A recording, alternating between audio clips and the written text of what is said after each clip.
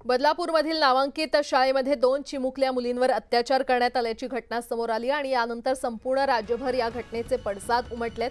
दरम्यान त्या शाळेच्या मुख्याध्यापिका यांच्याशी एक्सक्लुझिव्ह संवाद साधलेला आहे आमचे प्रतिनिधी अजित मांढरे यांनी आणि यावेळी त्यांनी घडलेली घटना आणि त्यावर केलेली कारवाई याबाबतचा तपशील दिलाय।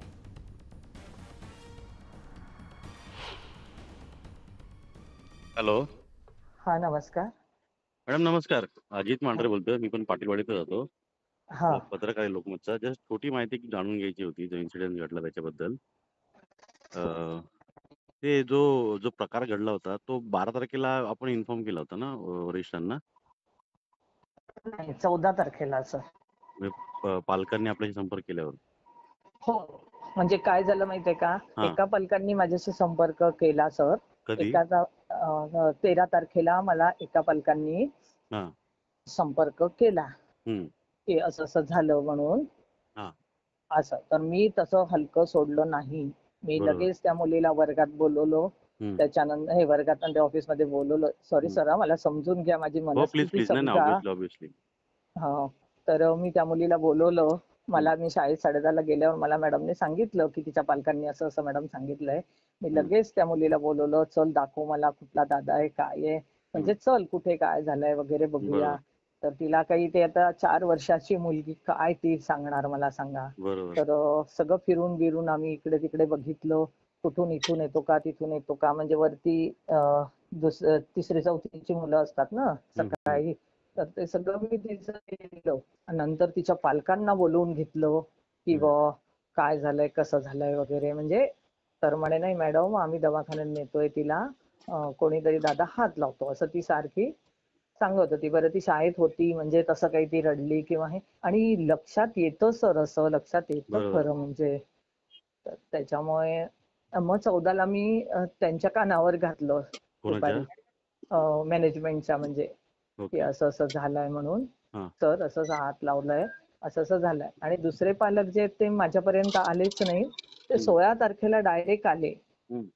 पोलीस मीडिया आणि हे म्हणजे तुम्ही जे काही। सांगताय ते आधीचा इन्सिडेंट एक झाला होता त्याच्याबद्दल? हो, म्हणजे तिला जास्त इंजुरी नाही झाली आहे, तिला काही, ओके। हा, हा, तिचं नुसतंच आहे। पण जिला इंजुरी झाली ते पालक माझ्यापर्यंत किंवा आमच्या मॅनेजमेंट पर्यंत पोहोचलेच नाही आधी। म्हणजे आधी त्यांनी काही आम्हाला इन्फॉर्म नाही केलं, डायरेक्ट ते पोलीस स्टेशन आणि हे असं गेले हम्म, हम्म. तर पहिला त्याच्यामुळे। इन्सिडेंट जो होता, तुम्ही ज्यांना सांगितलं मॅनेजमेंटला, हा, त्यामध्ये कोणाला सांगितलं तुम्ही? आमचे अध्यक्ष आणि हे सचिव, म्हणजे कोतवाल सर आणि आपटे सर। ओके। फोन करून मी त्यांना सांगितलं, हा, कारण 14ला ऑलरेडी मी रजेवर होती, माझी तब्येत बरी नव्हती, म्हणजे रजा माझी आधीच म्हणजे हे होती। हम्म, हम्म. त्याच्यामुळे मी घरूनच त्यांना फोन केला की सर असं असं झालेलं आहे आणि असं असं पालक म्हणजे 13 सांगतायत। तुम्हाला कळालं आणि तुम्ही 14 इन्फॉर्म केलं? हा, म्हणजे 13ला काय झालं सर, 13ला अगदी व्यवस्थित आमचं बोलणं होऊन ते पालक म्हणाले आमचा आम्ही दवाखान्यात नेतोय, आणि मग 14ला ते पुन्हा शाळेत आले होते। हम्म, तर हम्म. मी शाळेत नव्हते, म्हणजे माझी तब्येतच बरी नव्हती, माझ्याकडे सगळं फाईल बिल आहे म्हणजे डॉक्टरांची, मी बरोबर। रजेवर होती। तर मग मी त्या दिवशी त्यांना इन्फॉर्म केलं की हा, सर असं असं आहे, पालक पुन्हा आज आलेत आणि असं असं झालंय। हम्म. असं म्हणजे मी कुठेही काही लपवून ठेवलं किंवा मला कळलं आणि मी दुर्लक्ष केलं असं अजिबात नाही बरोबर। मग तुम्ही झालेलं। जेव्हा इन्फॉर्म केलं तेव्हा मॅनेजमेंटचं काय म्हणत होतं, कोलते सर आणि आपटे सरांचं? काही नाही, म्हणजे त्यांनी म्हटलं की हो मॅडम, हो का, अरे बापरे, म्हटलं हो। आणि एवढं झालं, म्हटलं मी सांगितलं सगळं त्यांना, मी पालकांना बोलवलंय, हे केलंय, ते जाणार आहेत वगैरे, ठीक आहे म्हणे। आणि मग 16ला ते लोक आले तेव्हा मग हे झालं, मग लगेच पोलिसात तक्रार वगैरे, म्हणजे लगेच मग पालकांनी हे केलं, मग तेव्हा म्हणजे आम्हाला कळलं की दुसऱ्यांचं आहे म्हणून। 13 तारखेला जेव्हा तुम्ही जो इन्सिडेंट सांगितला, पहिला इन्सिडेंट, त्यानंतर मग मॅनेजमेंटने काय तुम्हाला सांगितलं नाही की पोलीस कंप्लेंट करा किंवा काय पोलिसांना इन्फॉर्म करा? नाही, म्हणजे ते कसं, नुसतं हात लावला एवढंच होतं ना, ती मुलगी शाळेत होती 14ला, हम्म, हम्म. 13ला। बरोबर। ओके। मग त्यानंतर मग मॅनेजमेंटने पोलिसांचा संपर्क साधला का तुम्ही साधला? नाही, मॅनेजमेंटनी लगेच पोलिसाशी संपर्क साधला, कारण हम्म, कसं आहे की मी म्हणजे आमची प्रायव्हेट बालवाडी आहे ना, हम्म, हम्म. तर त्यांच्या अंडर आहे सगळं। त्याच्यामुळे काय झालं, दुपारी दुपारी हे आले, मनसे कार्यकर्ते, पोलीस आणि ते मीडियावाले वगैरे सेकंड आले इन्सिडेंट माझ्याकडे। साठी ना?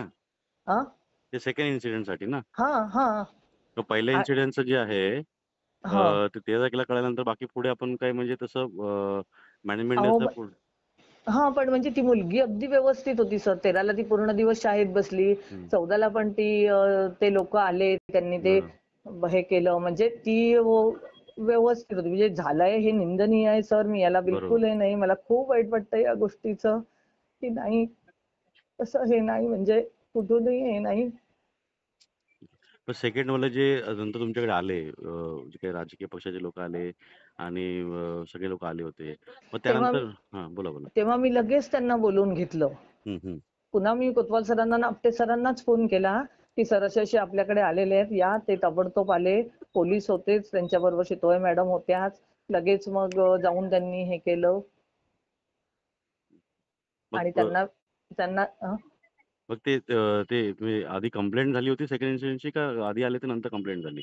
नाही ना, ते आधी आमच्यापर्यंत आलेच नाही सर. हं, हं, ते हं. डायरेक्ट तिकडेच गेले पोलीस स्टेशनमध्ये. ते आमच्यापर्यंत काही सांगायला किंवा बोलायला आलेच नाहीत ते आजोबा.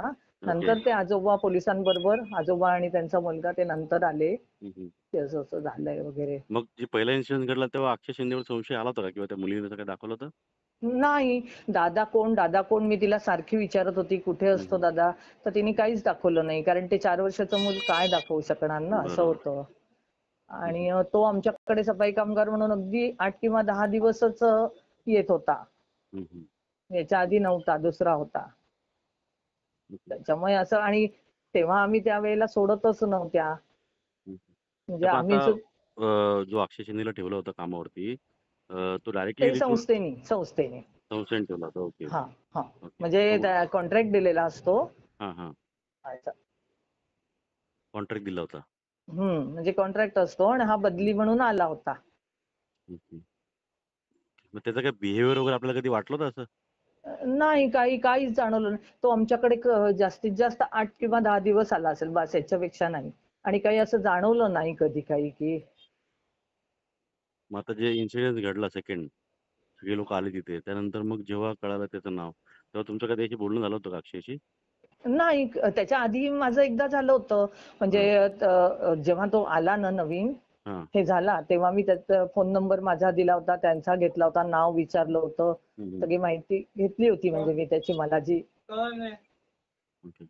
मग त्याच्यावरती आधी काय असं म्हणजे काही हे होतं का? काही कुठला ऑफेन्स होता किंवा काय आधी तुम्ही कुठल्या कामावरून काढला काय बोलत होता का तो?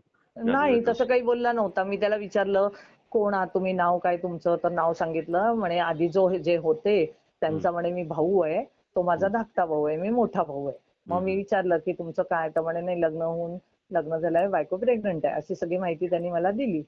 बरं, ओके. आता संस्था बघताय म्हटल्यानंतर बाकीचं मी, म्हणजे फोन नंबर बरोबर. घेऊन ठेवला होता त्याचा, माझा दिला होता, की सेविका म्हणाल्या बाई त्यांचे आई-वडील बाईंचा. पण तिथे अक्षयचे आई-वडील पण तिथे कामाला होते का? कोणीच नाही. ओके.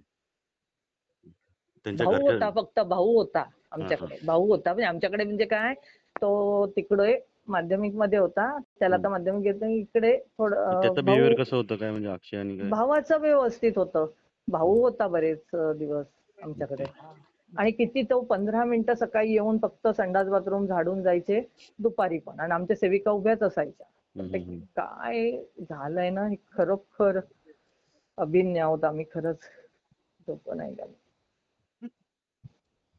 आता जो अक्षय आहे हम्म.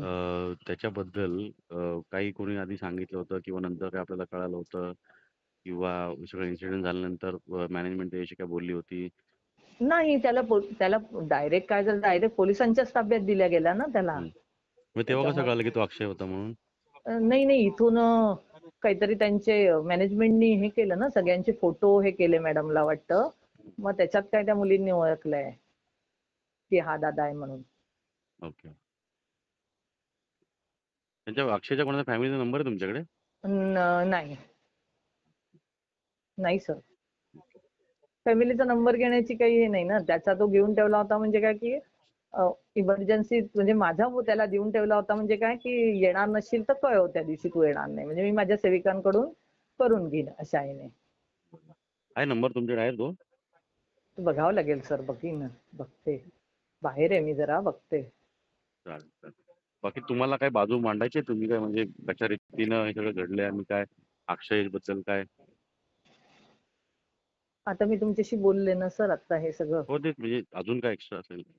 नाही ना असं काही मला तर काही हे नाही. मी सुद्धा फार याच्यात आहे सर. काय कसं काय फार मोठं हे आहे. मला त्या मुलींबद्दल खूप वाईट वाटतंय. तसं नाही व्हायला पाहिजे होतं. त्या बिचाऱ्या छोट्या निष्पाप त्याच्यात मुली एक आहेत. मुद्दा प्रकर्षाने येतोय, ते म्हणजे की जो पहिला इन्सिडेंट घडला, हां.